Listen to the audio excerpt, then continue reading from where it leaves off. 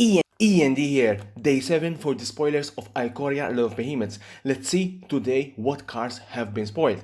And just to give you a heads up, today we have the third Planeswalker spoiled for Ikoria. Farfinder 3, it's a 1-1, it's a fox, it has vigilance.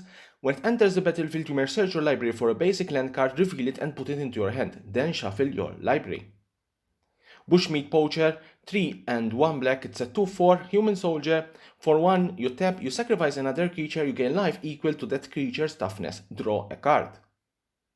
Drannith Healer, for 1 and 1 white, it's a 2-2 human cleric. Whenever you cycle another card, you gain 1 life. It has cycling 1.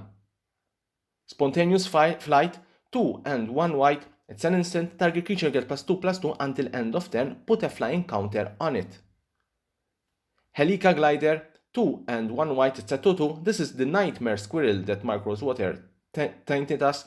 Helica Glider enters the battlefield with your choice of a flying counter or a first strike counter. Garrison Cat, for 1 white, it's a 1-1, it's a cat. When it dies, you create a 1-1 white human soldier creature token. Checkpoint Officer, for 1 and 1 white, it's a 1-2, it's a human soldier. For 1 and 1 white, you tap and tap target creature. Splendor Mare, 2 and 1 white, it's a 3-3, it's an elk unicorn, it has lifelink, it has cycling 1 and 1 white. Whenever you cycle Splendid Mare, put a lifelink counter on target creature you control.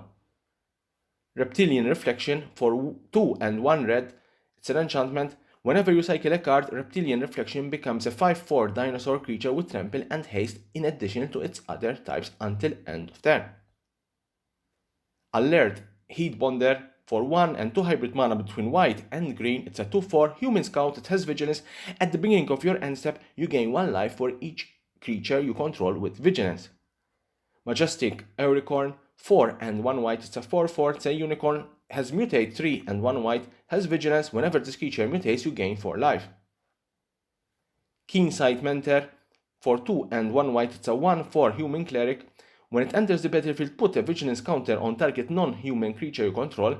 For 1 and 1 white, tap, you put a +1/+1 counter on each creature you control with vigilance.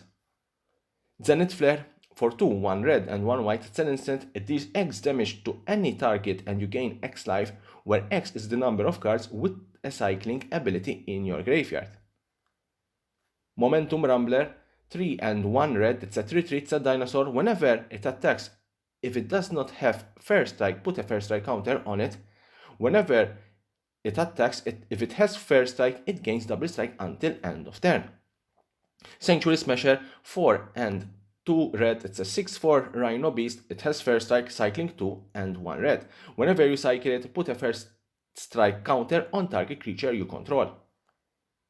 Sonorous Hellbonder, 1 and 2 hybrid mana between black and red, it's a 2-2 human warrior, has menace. Each creature you control with menace can block except by 3 or more creatures. Free Scare Mentor, 2 and 1 red, it's a 3-2 human warrior. When it enters the battlefield, put a menace counter on target non-human creature you control. For 2 and 1 red, you tap, you put a +1/+1 counter on each creature you control with menace. Dust Mentor, 2 and 1 black, it's a 1-3 human cleric. When it enters the battlefield, put a lifelink counter on target non-human creature you control. For 1 and 1 black, you tap and you put a +1/+1 counter on each creature you control with lifelink.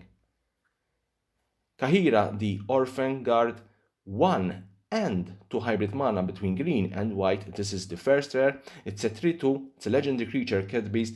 It has companion. Each creature card in your starting deck is a cat, elemental, nightmare, dinosaur, or beast card. It has vigilance. Each other creature you control that's a cat, elemental, nightmare, dinosaur, or beast gets +1/+1 and has vigilance. Jacanta, the Wellspring, 4 and 1 hybrid mana between red and green. It's a legendary creature, elemental elk. It's a 5-5. It has companion. No card in your starting deck has more than one of the same mana symbol in its mana cost. You tap and you add 1 white, 1 blue, 1 black, 1 red, and 1 green. This mana can be spent to pay generic mana costs. Runius Ultimatum, 2 red, 3 white, and 2 black. It's a sorcery. Destroy all non-land permanents your opponents control.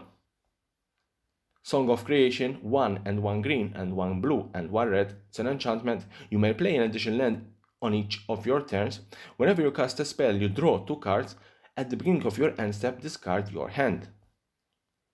Eerie Ultimatum, 2 white, 3 black, and 2 green. Return a number of permanent cards with different names from your graveyard to the battlefield.